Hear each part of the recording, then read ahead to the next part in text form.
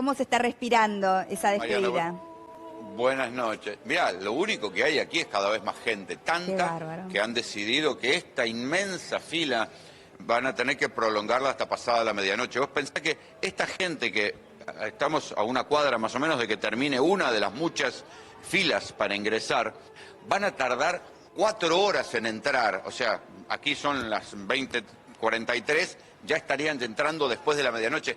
Imagínate la cantidad de gente. Recién amagó que iba a llover, bajó la temperatura, hace más frío, la gente sigue viniendo igual y cada vez más. Qué bárbaro, ¿no? Porque la gente se va acercando y obviamente hay mucha gente que ha viajado. ¿Cuántos argentinos se espera que estén pasando por allí, por Roma, no? Los vuelos están a full, la gente ha querido viajar a despedirlo, es mucho el amor. Sí. Los que viajen van a llegar en verdad para el último tramo. Exacto. Acá lo llaman estaciones. La primera estación fue, el Papa vivía en Santa Marta, en ese dos ambientes tan austero. Lo trajeron aquí a la Basílica de San Pedro, que es el último momento en el que va a estar aquí en la Basílica de San Pedro. Y luego del sábado, cuando sea el funeral con los jefes de Estado, lo van a llevar, calculamos que a pulso, y va a ser un momento muy recordable. Muy fuerte, el último viaje del Papa, la Basílica, hasta la gran Basílica Papal dedicada a la Virgen María. Hermoso, que está muy cerca de la Embajada Argentina, sí. ¿No, Rolando? Enfrente. Eso estaban diciendo, enfrente. Enfrente de la embajada. Quizás la eligió también por eso. Claro. Sí. No es cerca de acá, es un poco lejos. No, en verdad la eligió por un motivo, y es que ahí está enterrado San Ignacio de Loyola, fundador de la Orden de los Jesuitas. Y además es una basílica mariana, el Papa era muy mariano, entonces por eso... Déjame creer que importa también que está la Embajada Argentina enfrente. 150 veces la visitó el Papa esa basílica.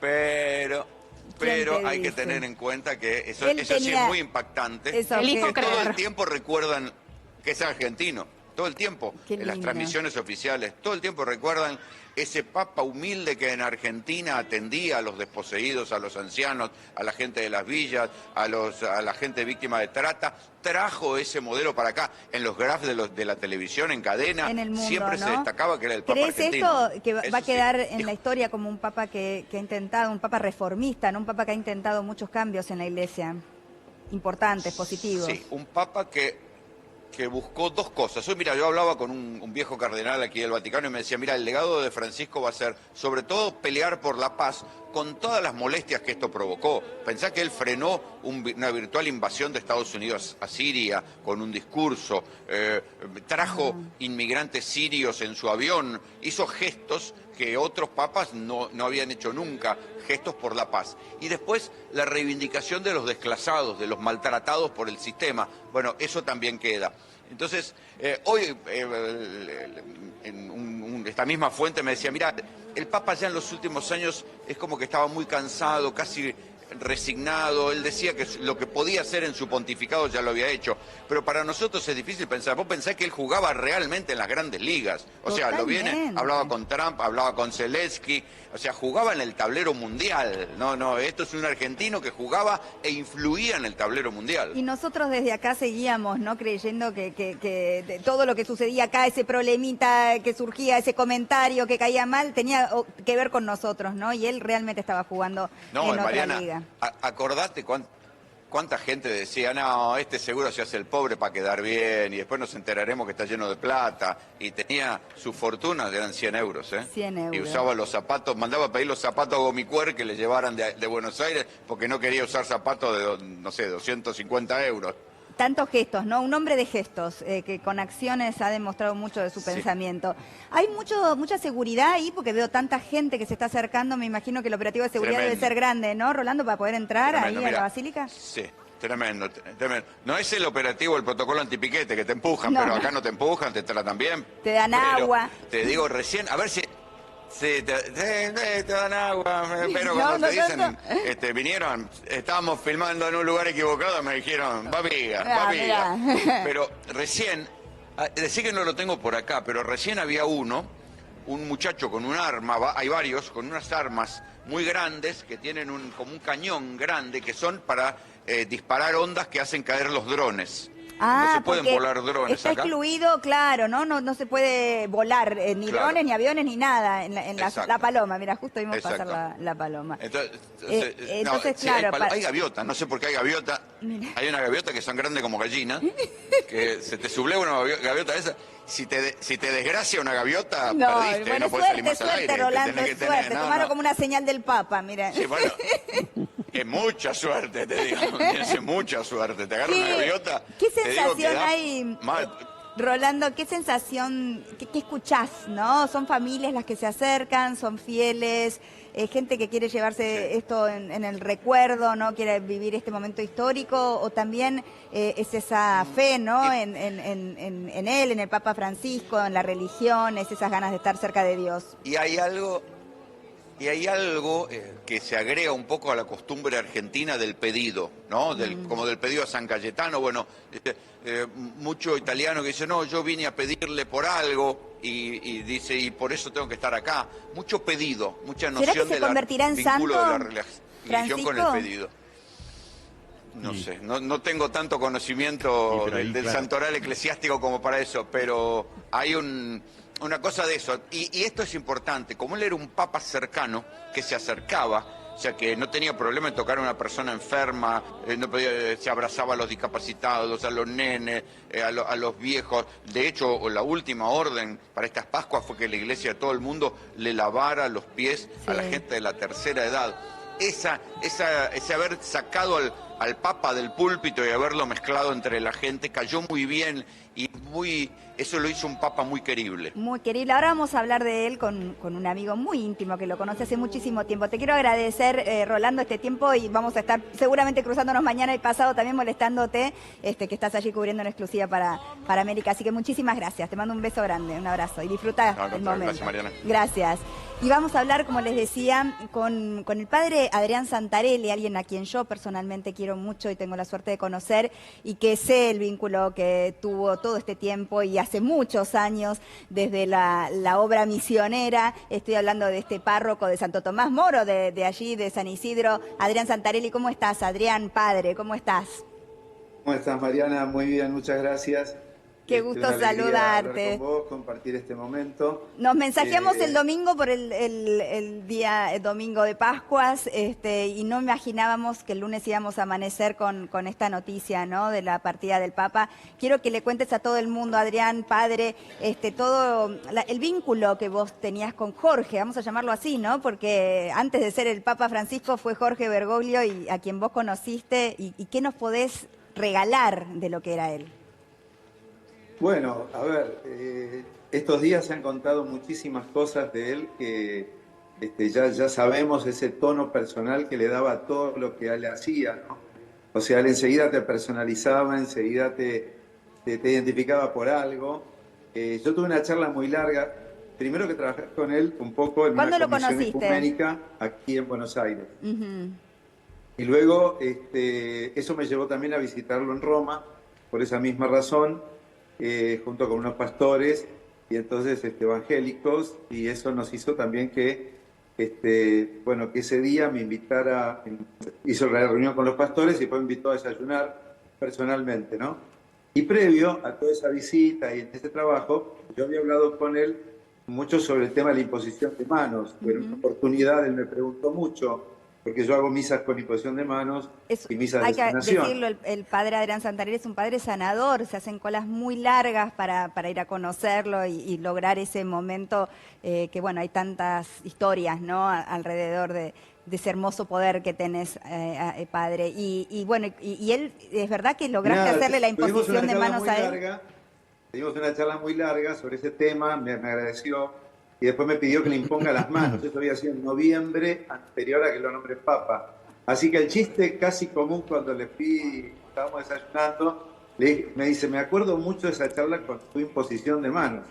Y entonces yo le digo, bueno, pero mire que bien no fue donde terminó, ¿no es cierto? ¿Es verdad que te decía el mago? Claro, y entonces después apareció esto que cada vez que me veían en la plaza, yo a veces no le pedía audiencia porque... la verdad que nos daba pena, yo creo que éramos los argentinos que nos daba pena ocupar el tiempo, y entonces le decía que lo saludaba en la plaza y siempre me gritaba, ¿no? Siempre haciendo magia, el mago, bueno. Acá hay muchos que te quieren preguntar, Franco. Sí, ¿quién es el próximo papa a tu criterio? Estamos todos bastante intrigados, como sabes, por esta razón. Y sobre todo, la pregunta suena simplona, quizás lo sea, pero por si la Iglesia va a continuar en la línea de Francisco o en todo caso vos avisarás un cambio. A ver, es un papa que hizo mucho lío. Sí. Algunos dirán, necesitamos un descanso. Necesitamos como reposar un poco. Pero yo creo que no, la Iglesia es dinámica y venga... A ver, vos fíjate que la mayoría de los electores lo nombra Francisco. Francisco nombró personas dinámicas para la Iglesia. Sí. No sé si necesariamente que repitan lo que él es. Fíjate que es muy difícil en la Iglesia ver un papa que copie a otro, ¿no? Un papa que sea lo mismo que el anterior. O sea, yo creo que están hablando de muchos nombres, la verdad que todos tienen particularidades muy fuertes. Digo, pienso, por ejemplo, en el cardenal Pizzaballa de Jerusalén, sería un hombre del Medio Oriente, del riñón del Medio Oriente, sí. Vivió toda su vida en Medio Oriente, conoce toda esa problemática que es tan fuerte en este tiempo. Bueno, sería un énfasis. Se pudiera dar otro énfasis de alguien más que venga de la diplomacia vaticana, que conozca un Parolín cuando hablan del secretario de Estado. Sí, claro. ¿Quién conoce más que Parolín, ¿no es cierto? Todas estas, que él, que acompañó desde 2015 al Papa y que fue tanto tiempo nuncio en... por ejemplo, en Venezuela. Por otro lado, el cardenal de Marruecos, un hombre catalán, que estuvo 20 años en Paraguay, se nacionalizó paraguayo, de ahí va como a Rial, a Marruecos, y bueno, él es cardenal allí, y tiene todo el timing de lo latinoamericano, claro. de la relación con los árabes. Ya nos vamos a ir interiorizando con estos nombres, ¿no? Padre, yo te quería preguntar por Bergoglio, por Jorge, ¿no? El que vos conociste, de esas charlas íntimas. ¿Qué le interesaba a él que quedara de su papado? ¿Qué es lo que, si tuvieras que, no sé, delinear en 3 o 4 ideas lo que para él representaba estar cerca de Dios y lo que él quería dejarnos, qué sería? Escuchaba a un sacerdote que lo conoció mucho de Buenos Aires, que decía que cuando fue papa le cambió la cara. Como es verdad, se preocupó más. Muy adusto, ¿no? Sí, muy se adusto. puso más serio. Y cuando fue de papa, al contrario, se liberó, estaba feliz. Entonces decíamos, ¿qué le pasó? Y él decía, quizás porque tuvo la alegría de sentir que la iglesia le pedía que lo que él creía, del modelo de iglesia que él creía, bueno, vaya y lo instaure en la iglesia universal. Una primera cualidad que creo que viene producto también de una convicción de la iglesia latinoamericana es un Dios que habita el pueblo. Un Dios que está en el pueblo. Por eso la atención que él pone en el otro. El otro me habla de Dios, en el otro me visita Dios, en el otro está Dios, hay algo de Dios. Pero es musulmán, hay algo de Dios. Pero es judío, hay algo de Dios. Pero es ateo, hay algo de Dios. Buscalo, rastrealo, siempre lo vas a encontrar. El pobre, la olvidada, la doña Rosa de la Villa, anda a buscarlo, hay algo. En todo lugar, bueno, fíjate vos que hay un salmo que dice... el universo está lleno del amor de Dios, ¿no? Entonces ese amor de Dios se puede encontrar en todos y en el otro. Entonces, y después el concepto de ser pueblo, sí. De no vivir aislados. Exacto. En este tiempo en donde la soledad es una pandemia, para él también el ser pueblo es lo que nos salva. Comunidad, es lo que nos une, estoy escuchando, ¿no? Y traduzco, pienso en la palabra comunidad, pienso en la palabra empatía, ¿no? En la escucha. Sabemos que era un hombre que sabía escuchar, ¿no? Que estaba ahí atento, no solamente en su propio mundo. Me parece muy importante. El énfasis es ser una iglesia para todos, todos, todos. O sea, en Portugal, ¿no? Lo enfatizó muy fuerte. ¿Por qué para todos? Porque Jesús fue para todos. Fue para el pagano, el romano, el judío. Es decir, todos los de su época se encontraron con Jesús. Jesús entró en la casa de todos, ¿no? En la de los buenos, por decir así que no hay nadie tan bueno, y dejaba fuera a los pecadores, ¿no? Está muy bien. Entonces él también entró en la casa de todos. Él nos dijo, sean para todos. Y ver el sacerdocio no como un escalafón que ascendés, el episcopado como un escalafón que se asciende, sino como un lugar de servicio que es más profundo. que en definitiva lo dice el Claro. Evangelio, que quiere ser el primero de todos y servidor de todos, porque el que no vive para servir no sirve para vivir, decía la Madre Teresa, ¿no? Gracias. Y Bergoglio entendía eso, entendía que la vida estaba para servir. Para servir, totalmente, para brindarse al otro, ¿no? Y eso es lo que demostró hasta último momento, inclusive en el día anterior a su muerte, ¿no? Estando ahí presente en esa plaza llena de gente con su último aliento. Yo te mando un abrazo enorme, padre. Y la cárcel fue otra. ¿Cómo tendría su cuerpo tan dolorido que no solamente dio una vuelta por la plaza para una bendición? El día anterior se fue a una cárcel. Es verdad eso, es verdad. Y Con cuando los presos me tanto llamó quería. mucho la atención que le hicieron una entrevista subiéndose al auto y le preguntaron cómo está llevando estas Pascuas, y él dijo como puedo, ¿no? Con esa humanidad tan propia. Gracias, padre. Nos vemos allí por la parroquia de... Murió sirviendo, así que Murió nos quedamos con sirviendo. eso. Así es. Vivamos sirviendo, vivamos para servir. Gracias, Mariana. Muy bien, Un muchas abrazo gracias a por todos, ese mensaje. Un beso muy grande para vos y para toda tu comunidad, allí para Luisa y toda la gente que trabaja con vos ahí en Santo Tomás Moro. Les recomiendo pasar por esa parroquia que es hermoso lo que sucede ahí.